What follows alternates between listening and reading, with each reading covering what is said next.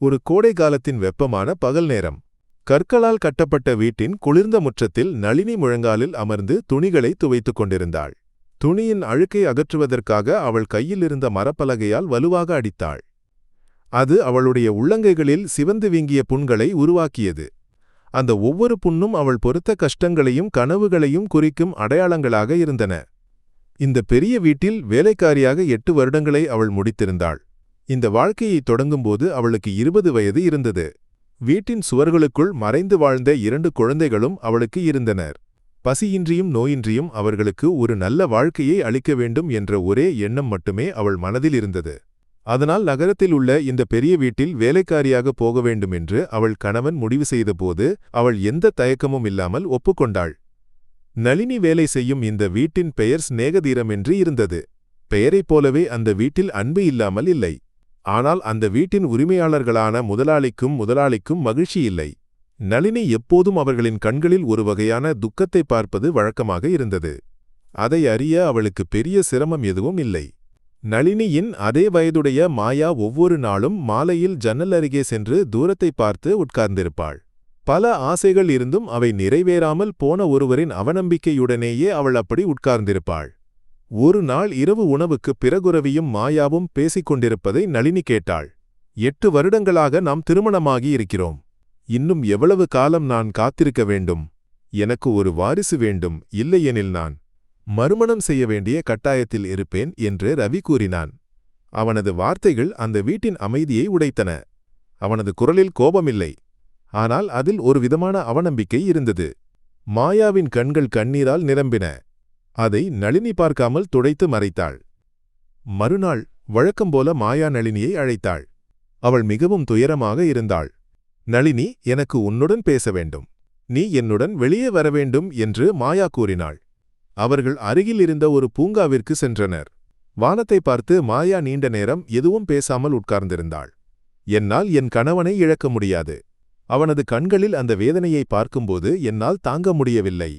ஆனால் எனக்கு குழந்தைகள் இல்லாததால் அவன் மறுமணம் செய்யப் போகிறான். அதை பார்க்க என்னால் முடியாது நளினி. எனக்கு ஒரு வழி சொல்லித் தா என்று மாயா நளினியின் கைகளை பிடித்துக்கொண்டு கூறினாள். நளினி எதுவும் பேசாமல் மாயாவை பார்த்து உட்கார்ந்திருந்தாள். அப்போதுதான் நளினியின் மனதில் அந்த எண்ணம் தோன்றியது. அவளால் அதை நம்பவே முடியவில்லை. ஆனால் அவர்களின் துக்கத்தை அவளால் தாங்க முடியவில்லை. மாயா தனது பிரச்சனைகளைப் பற்றி பேசுவது இதுவே முதல் முறை.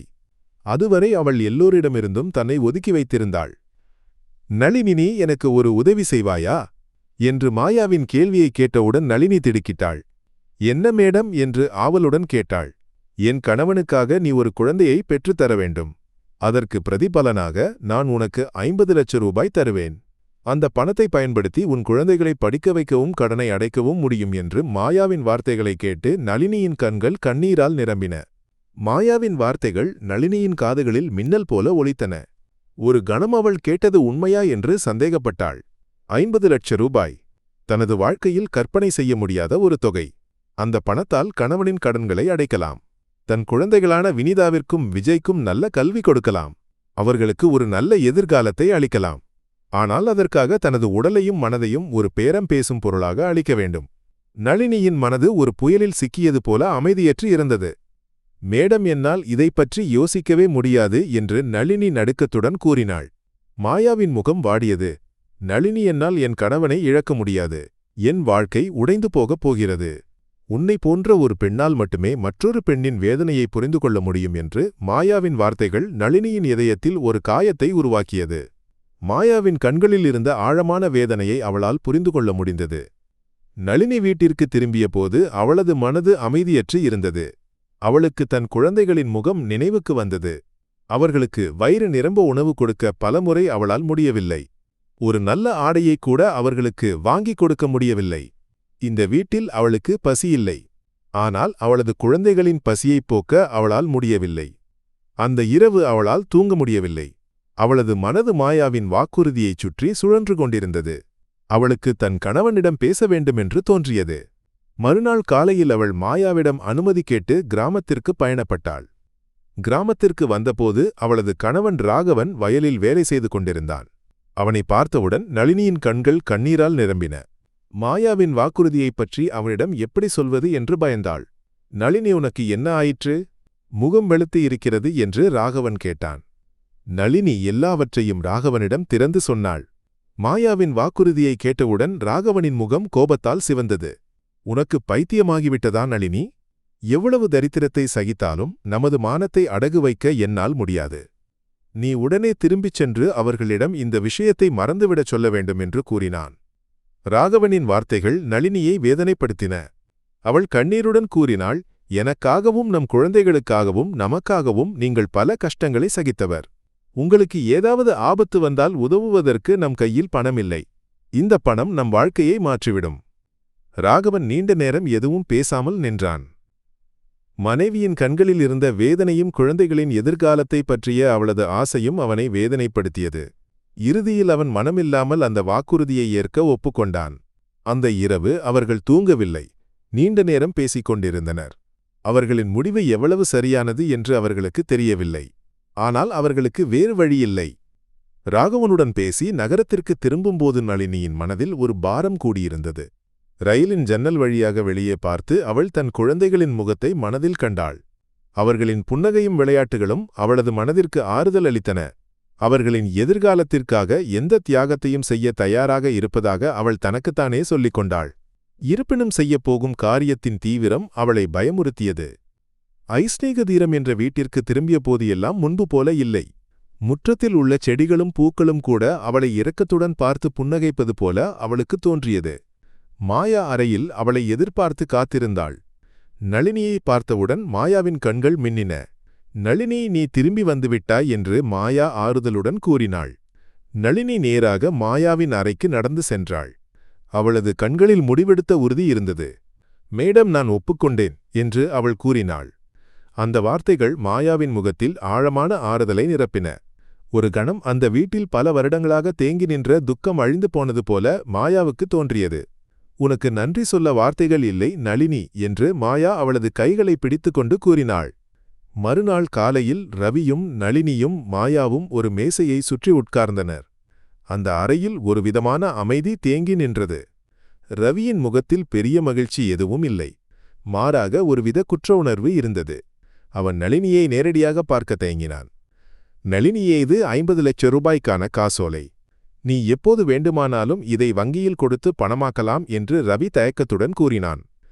நளினி காசோலையை பார்க்கவில்லை. அவளது கண்கள் ரவியின் கண்களை நோக்கி நகர்ந்தன. ஒரு கணம் அவர்கள் ஒருவரையொருவர் பார்த்தனர். அந்த பார்வையில் பல விஷயங்கள் மறைந்திருந்தன. நளினியின் மனதில் பல கேள்விகள் இருந்தன. இது தன் குழந்தைகளுக்காக செய்யும் ஒரு தியாகமா அல்லது ஒரு பாவமா? பின்னர் வரும் நாட்களில் அந்த வீட்டின் சூழல் முற்றிலும் மாறியது. மாயா தவறாமல் நளினியை மருத்துவரிடம் அழைத்து சென்று அவளுக்கு தேவையான எல்லா முற்றத்திலுள்ள செடிகளும் பூக்களும் கூட அவளை இரக்கத்துடன் பார்த்து புன்னகைப்பது போல அவளுக்கு தோன்றியது. மாயா அறையில் அவளை எதிர்பார்த்து காத்திருந்தாள். நளினியை பார்த்தவுடன் மாயாவின் கண்கள் மின்னின. நளினி, நீ திரும்பி வந்துவிட்டாய் என்று மாயா ஆறுதலுடன் கூறினாள். நளினி நேராக மாயாவின் அறைக்கு நடந்து சென்றாள். அவளது கண்களில் முடிவெடுத்த உறுதி இருந்தது. மேடம், நான் ஒப்புக்கொண்டேன் என்று அவள் கூறினாள். அந்த வார்த்தைகள் மாயாவின் முகத்தில் ஆழமான ஆறுதலை நிரப்பின. ஒரு கணம் அந்த வீட்டில் பல வருடங்களாக தேங்கி நின்ற துக்கம் அழிந்து போனது போல மாயாவுக்கு தோன்றியது. உனக்கு நன்றி சொல்ல வார்த்தைகள் இல்லை நளினி என்று மாயா அவளது கைகளை பிடித்துக்கொண்டு கூறினாள். மறுநாள் காலையில் ரவியும் நளினியும் மாயாவும் ஒரு மேசையைச் சுற்றி உட்கார்ந்தனர். அந்த அறையில் ஒரு விதமான அமைதி தேங்கி நின்றது. ரவியின் முகத்தில் பெரிய மகிழ்ச்சி எதுவும் இல்லை. மாறாக ஒருவித குற்ற உணர்வு இருந்தது. அவன் நளினியை நேரடியாக பார்க்க தயங்கினான். நளினி, இது 50 லட்சம் ரூபாய்க்கான காசோலை. நீ எப்போது வேண்டுமானாலும் இதை வங்கியில் கொடுத்து பணமாக்கலாம் என்று ரவி தயக்கத்துடன் கூறினான். நளினி காசோலையை பார்க்கவில்லை. அவளது கண்கள் ரவியின் கண்களை நோக்கி நகர்ந்தன. ஒரு கணம் அவர்கள் ஒருவரையொருவர் பார்த்தனர்.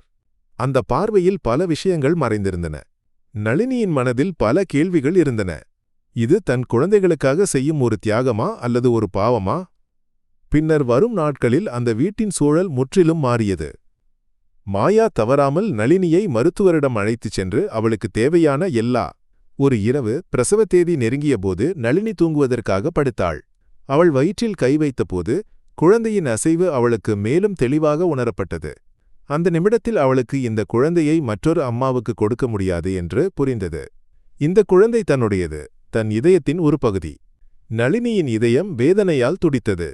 அவளுக்கு மாயாவையும் ரவியையும் வருத்தப்படுத்த விருப்பமில்லை. ஆனால் இந்த அவநம்பிக்கையான நிலையில் அவளுக்கு இந்த முடிவை எடுக்க வேண்டியதாக இருந்தது. அந்த இரவு யாரும் பார்க்காமல் அவள் தன் பையை பேக் செய்தாள். அவளுக்கு கிடைத்த 50 லட்சம் ரூபாயின் காசோலையை மேசையில் வைத்தாள். அது அவளுக்கு தேவையில்லை. ஏனெனில் அந்த பணம் அந்த குழந்தையின் மதிப்பாக இருந்தது. அந்த பணத்தால் தன் குழந்தையின் மதிப்பை நிர்ணயிக்க முடியாது என்று அவள் நம்பினாள். நள்ளிரவில் யாரும் எழுந்திருக்கும் முன்னவள் அந்த வீட்டின் கதவை திறந்து வெளியேறினாள். வெளியே நல்ல மழை பெய்து கொண்டிருந்தது.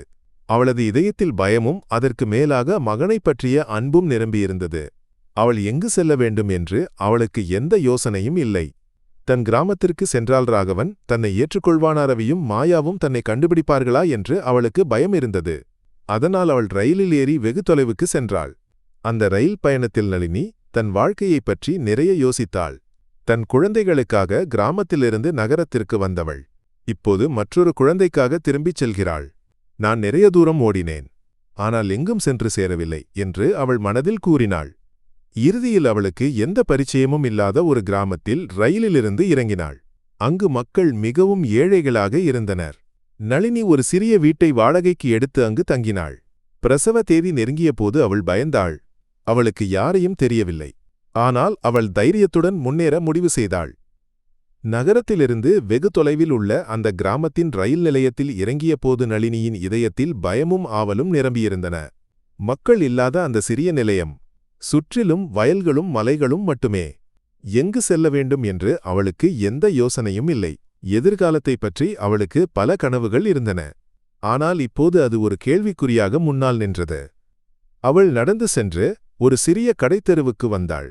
அங்கு நிறைய மக்கள் இருந்தனர். சிலர் வியாபாரம் செய்தனர், மற்றவர்கள் பொருட்கள் வாங்கினர். அவள் ஒரு சிறிய தேநீர் கடையில் நுழைந்தாள். அங்கு தேநீர் தயாரிக்கும் ஒரு முதியவரை கவனித்தாள். அவர்களது முகத்தில் பல துயரங்கள் இருந்தாலும் ஒருவித அமைதியும் அன்பும் இருந்தது. அவர்களுடன் பேச வேண்டும் என்று அவளுக்கு தோன்றியது. அம்மா, இங்கு எங்காவது தங்குவதற்கு ஒரு சிறிய வீடு கிடைக்குமா என்று நளினி தயக்கத்துடன் கேட்டாள். முதியவர் அவளை ஒரு பார்வை பார்த்தார். நீ இங்கு உள்ளவள் இல்லை என்று தோன்றுகிறது. எங்கிருந்து வருகிறாய் என்று கேட்டார். நளினி பல விஷயங்களை மறைத்ததன் வாழ்க்கை துயரமாக இருந்தது என்று மட்டும் கூறினாள். முதியவரின் முகத்தில் இரக்கம் நிரம்பியது. என் வீட்டுக்கு அருகில் ஒரு சிறிய குடிசை உள்ளது. அங்கு ஒருவர் இருந்தார், அவர் இறந்துவிட்டார். நீ தற்காலிகமாக அங்கு தங்கிக்கொள். வாடகை எதுவும் தேவையில்லை என்று கூறினார். அந்த வார்த்தைகள் நளினிக்கு கடவுளை பார்த்தது போல இருந்தது. அந்த சிறிய வீட்டில் அவளுக்கு நிறைய ஆறுதல் கிடைத்தது. அவளுக்கு சொந்தமாக ஒரு உலகம் கிடைத்தது போல உணர்ந்தாள். யாரும் அவளை கேள்வி கேட்கவில்லை. யாரும் அவளை கவனிக்க முயற்சிக்கவில்லை. அவள் உணவு உண்ணவும் வீட்டை சுத்தம் செய்யவும் செய்தாள். அவள் கிராமத்தில் உள்ள வேலைகளுக்கு செல்லத் தொடங்கினாள். அவளுக்கு கிடைத்த குறைந்த ஊதியம் அவளது வாழ்க்கையை முன்னோக்கி கொண்டு செல்ல உதவியது. பிரசவ தேதி நெருங்கிய போது அவள் பயந்தாள். அவளுக்கு யாரையும் தெரியவில்லை. அவளுக்கு மாயாவும் ரவியும் நினைவுக்கு வந்தனர். அவர்கள் தன்னை எவ்வளவு அன்புடன் பராமரித்தார்கள் என்று நினைத்து அவளது கண்கள் கண்ணீரால் நிரம்பின. ஒரு நாள் இரவு வயிறு வலி காரணமாக அவளுக்கு கத்த வேண்டும் என்று தோன்றியது. அப்போது அவளுக்கு அந்த முதியவர் நினைவுக்கு வந்தார். அவள் சத்தமில்லாமல் வெளியே சென்று முதியவரின் வீட்டு கதவை தட்டினாள். முதியவர் விரைவாக கதவை திறந்தார். அவர்களுக்கு நளினியின் நிலை புரிந்தது. அவர்கள் நளினியின் கையை பிடித்து வீட்டிற்குள் அழைத்து சென்றனர். ஒரு மருத்துவரை வரவழைத்து அவளுக்கு தேவையான எல்லா பராமரிப்புகளையும் அளித்தனர். அந்த இரவு அவள் ஒரு ஆண் குழந்தையை பெற்றெடுத்தாள். குழந்தையை பார்த்தவுடன் அவளது கண்கள் மகிழ்ச்சியால் நிரம்பின. அவனது அழுகை கேட்டவுடன் அவளது வேதனைகள் எல்லாம் கரைந்து போனது போல உணர்ந்தாள். அவள் அந்த குழந்தைக்கு தேவன் என்று பெயர் வைத்தாள். நளினியின் வாழ்க்கை முற்றிலும் மாறியது. இப்போது அவளுக்கு சொந்தமாக ஒரு குழந்தை இருந்தது. அவளுக்கு மிகுந்த மகிழ்ச்சி தோன்றியது. ஆனால் அவளது மனது பழைய விஷயங்களை நினைத்து துக்கமடைந்தது. அவள் ரவியையும் மாயாவையும் நினைத்து வருந்தினாள். அவர்கள் தனக்கு அளித்த மகிழ்ச்சி அவர்களின் நிஷ்கபடமான முகம், அவர்களின் துக்கம். அவர்களை ஏமாற்றியதற்காக அவளுக்கு குற்ற உணர்வு தோன்றியது. வருடங்கள் கடந்து சென்றன. தேவன் மெதுவாக வளர்ந்தான். அவன் அம்மாவுடன் விளையாடவும் சிரிக்கவும் செய்தான். நளினி அவனை மிகவும் நேசித்தாள். அவனுக்காக வாழத் தொடங்கினாள். நகரத்திலிருந்து வெகு தொலைவில் உள்ள அந்த கிராமத்தில் நளினி தன் புதிய வாழ்க்கையை தொடங்கினாள். ஒவ்வொரு நாளும் அவள் தேவனுக்காக வாழ்ந்தாள். கிராமத்தில் உள்ள அனைவரும் நளினியையும் அவளது குழந்தையையும் நேசித்தனர். அவளுக்கு கிடைத்த குறைந்த ஊதியம் அவளது வாழ்க்கையை முன்னோக்கிக் கொண்டு செல்ல உதவியது. தேவன் மெதுவாக வளர்ந்தான். அவன் அம்மாவுடன் விளையாடவும் சிரிக்கவும் செய்தான். நளினி அவனை மிகவும் நேசித்தாள். அவனுக்காக வாழத் தொடங்கினாள். அவள் கிராமத்தில் உள்ள வேலைகளுக்கு செல்லும்போது தேவன் அவளுடன் இருப்பான். அவன் சுற்றியுள்ளவற்றை கவனித்து அம்மாவிடம் பல கேள்விகள் கேட்பான். அம்மா, அந்த மலைகளுக்கு பின்னால் என்ன இருக்கிறது? இந்த ஆறு எங்கு செல்கிறது? என்று அவனது நிஷ்கபடமான கேள்விகள் நளினியின் மனதில் உள்ள பாரத்தை குறைத்தன. அவள் அவனுக்கு விஷயங்களை விளக்கிக் கொடுத்தாள். தேவனின் படிப்பிற்காக அவள் அருகிலுள்ள பள்ளியில் சேர்த்தாள். அவன் படிப்பில் சிறந்தவனாக இருந்தான். அவனது முகத்தில் ரவியின் அதே புன்னகை இருந்தது. அவனை பார்க்கும்போது மாயாவையும் ரவியையும் நினைத்து அவளது மனதில் ஒரு வேதனை நிரம்பியது. அதே நேரத்தில் நகரத்தில் ரவியும் மாயாவும் துக்கத்தில் இருந்தனர். நளினியை கண்டுபிடிக்க அவர்கள் பல முயற்சிகள் செய்தனர். காவல்துறையில் புகாரளித்தனர். தனியார் துப்பறியும் நபர்களை வைத்தனர். ஆனால் யாராலும் நளினியை கண்டுபிடிக்க முடியவில்லை. மாயாவுக்கு இது பெரிய மன உளைச்சலாக இருந்தது. அவள் தவறாமல் கண்ணீர் வடித்தாள். ரவியின் நிலையும் வேறு இல்லை. மறுமணம் செய்ய வேண்டும் என்றும் ஒரு குழந்தையை தத்தெடுக்க வேண்டும் என்றும் மாயா கோரினாள். ஆனால் ரவி அதற்கு தயாராக இல்லை. தன் வாழ்க்கையில் ஒரு குழந்தை இருக்காது என்று அவன் முடிவு செய்தான். வருடங்கள் கடந்து சென்றன. தேவன் 15 வயது உள்ள இளைஞனாக வளர்ந்தான். அவன் பள்ளியிலிருந்து வந்து அம்மாவுக்கு உதவத் தொடங்கினான். நளினிக்கு அவனைப் பற்றி மிகுந்த மகிழ்ச்சி தோன்றியது. ஆனால் இந்த மகிழ்ச்சி நீண்ட நேரம் நீடிக்கவில்லை. நளினிக்கு மெதுவாக உடலில் சோர்வு உணரத் தொடங்கியது. அவள் அவ்வப்போது உணவு உண்ணாமல் இருந்தாள். வயிறு வலி காரணமாக இரவில் தூங்காமல் இருந்தாள்.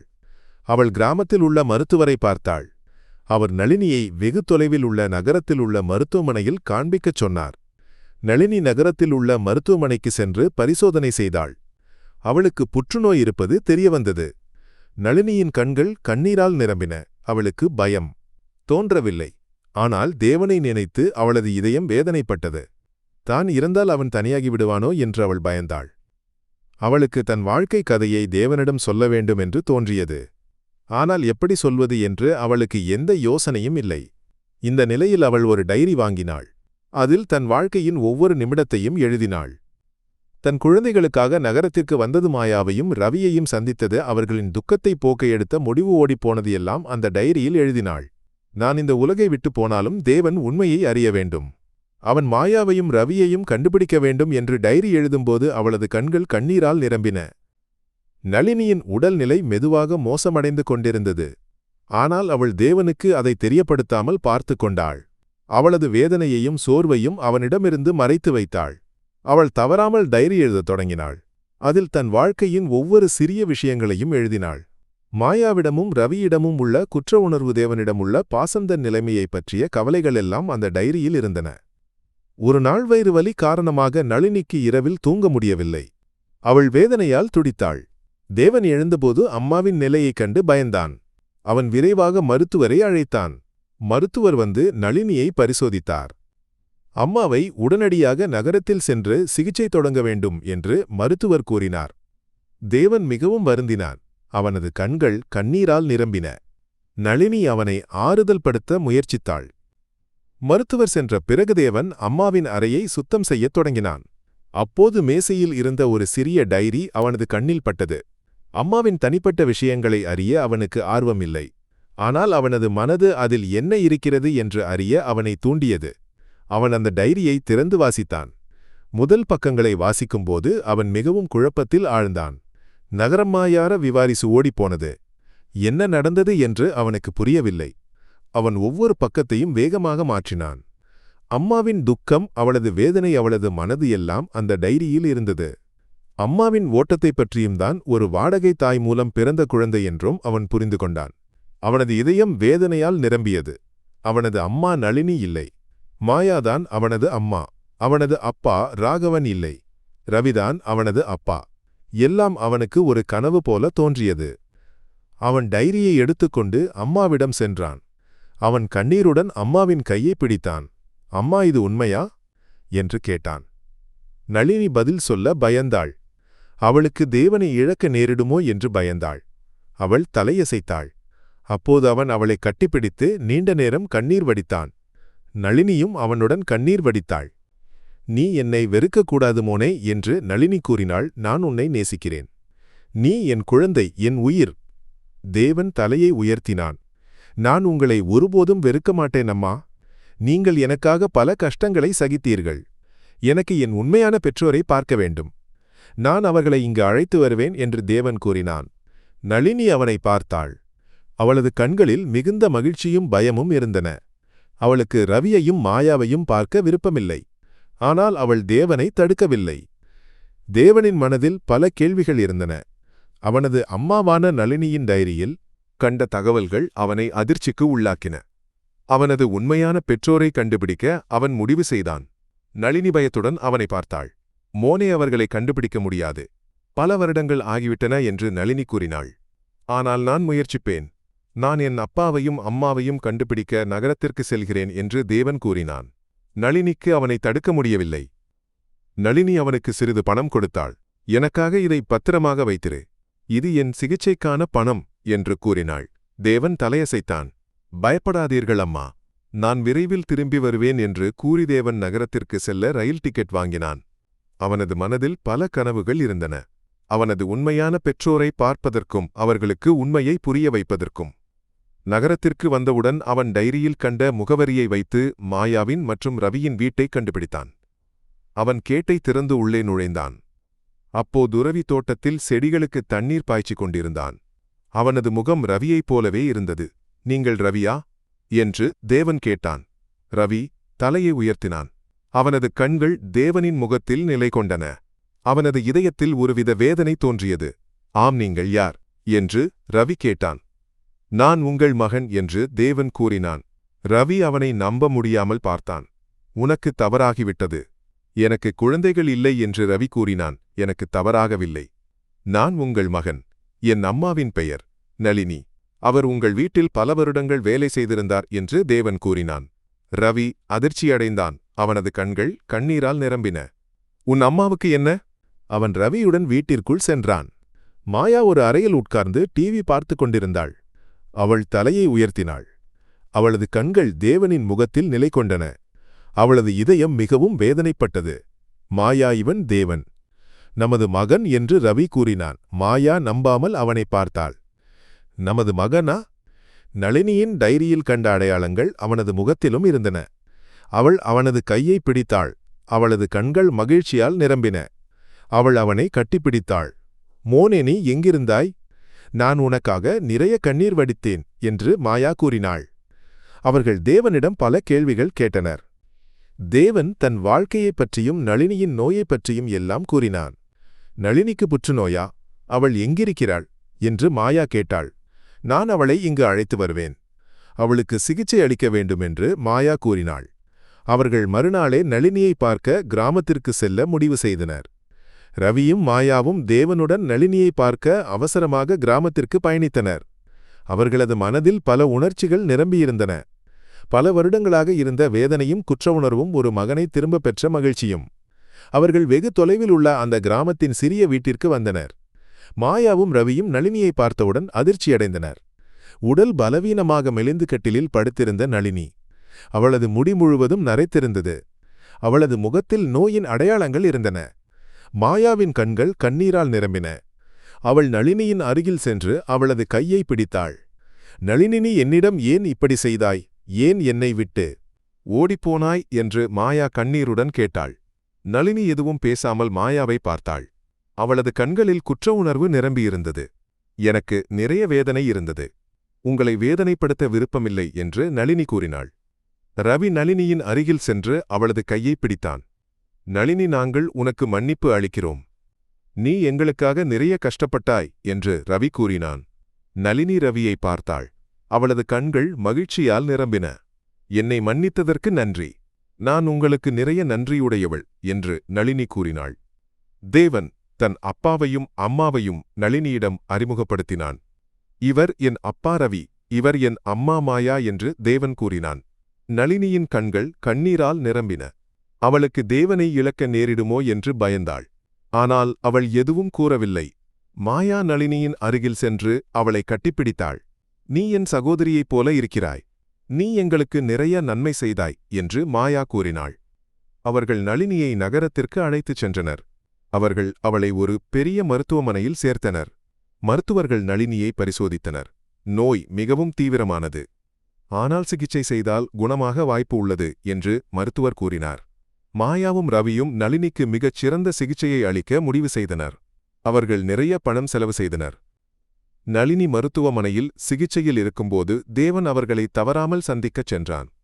அவன் நளினியின் கையை பிடித்தான். அம்மா, நான் உங்களுடன் இருக்கிறேன் என்று தேவன் கூறினான். நளினி மகிழ்ந்தாள். நீ என்னை மறக்கக்கூடாது என்று அவள் கூறினாள். நான் உங்களை மறக்க மாட்டேன் என்று தேவன் கூறினான். அவளுக்கு மிகுந்த மகிழ்ச்சி தோன்றியது. நகரத்திலுள்ள மிகச்சிறந்த மருத்துவமனையில் சிகிச்சை மூலம் நளினியின் உடல்நிலை மெதுவாக மேம்படத் தொடங்கியது. மாயாவும் ரவியும் அவளுக்கு தேவையான எல்லா பராமரிப்புகளையும் அளித்தனர். தேவன் ஒவ்வொரு நாளும் அவர்களை சந்தித்தான். அவனது இருப்பு நளினிக்கு பெரிய மகிழ்ச்சியை அளித்தது. மாயாவும் ரவியும் அவனிடம் மிகுந்த அன்புடனும் பாசத்துடனும் நடந்து கொண்டனர். இந்த நாட்கள் அவர்களுக்கு ஒரு குடும்பமாக ஒன்றாக இருக்கும் வாய்ப்பை அளித்தன. நோய் குணமான போது நளினியின் மனதில் பல எண்ணங்கள் வந்தன. தேவனை அவனது உண்மையான பெற்றோருடன் விடுவது சரியென்று அவளுக்கு தோன்றியது. அவனை மிகவும் நேசித்தாலும் அவனை பிரிவது பெரிய வேதனையாக இருந்தது. ஆனால் அவளுக்கு தன் 3 குழந்தைகளையும் கணவனையும் நினைவுக்கு வந்தனர். அவர்கள் அவளை எதிர்பார்த்து காத்திருந்தனர். அவளுக்கு அவர்களிடம் திரும்பிச் செல்ல வேண்டும். ஒரு நாள் நளினி ரவியையும் மாயாவையும் அழைத்தாள். எனக்கு உங்களிடம் ஒரு விஷயம் சொல்ல வேண்டும் என்று கூறினாள். நான் என் மகனை உங்களுக்கு கொடுக்க முடிவு செய்தேன். அவன் உங்கள் மகன் என்று நளினி கூறினாள். மாயாவும் ரவியும் அதிர்ச்சியடைந்தனர். நளினி, நீ ஏன் இப்படி சொல்கிறாய்? நீ அவனது அம்மா என்று மாயா கூறினாள். ஆம், ஆனால் நான் என் குழந்தைகளின் அம்மா. அவர்கள் என்னை எதிர்பார்த்து காத்திருக்கின்றனர். நான் அவர்களுக்கு உதவ வேண்டும் என்று நளினி கூறினாள். ரவியும் மாயாவும் நளினியின் முடிவை மதித்தனர். அவர்களுக்கு நளினியின் தியாகத்தை புரிந்து கொள்ள முடிந்தது. நளினி, நீ எங்களுக்கு நிறைய நன்மை செய்தாய். நாங்கள் உனக்கு மிகவும் நன்றியுடையவர்கள் என்று ரவி கூறினான். அவர்கள் நளினிக்கு 50 லட்சம் ரூபாயின் காசோலையை அளித்தனர். இது உன் சிகிச்சைக்கும் உன் குடும்பத்திற்கும் உள்ள பணம் என்று ரவி கூறினான். நளினி மகிழ்ச்சியுடன் காசோலையை ஏற்றுக்கொண்டாள். பயணத்திற்கு முன்னளினி தேவனை பார்க்க சென்றாள். மோனே, நான் செல்கிறேன். நீ உன் அப்பாவுடனும் அம்மாவுடனும் மகிழ்ச்சியாக வாழ வேண்டும். நான் உங்களை மிகவும் நேசிக்கிறேன் என்று நளினி கூறினாள். தேவன் நளினியை கட்டிப்பிடித்தான். அம்மா,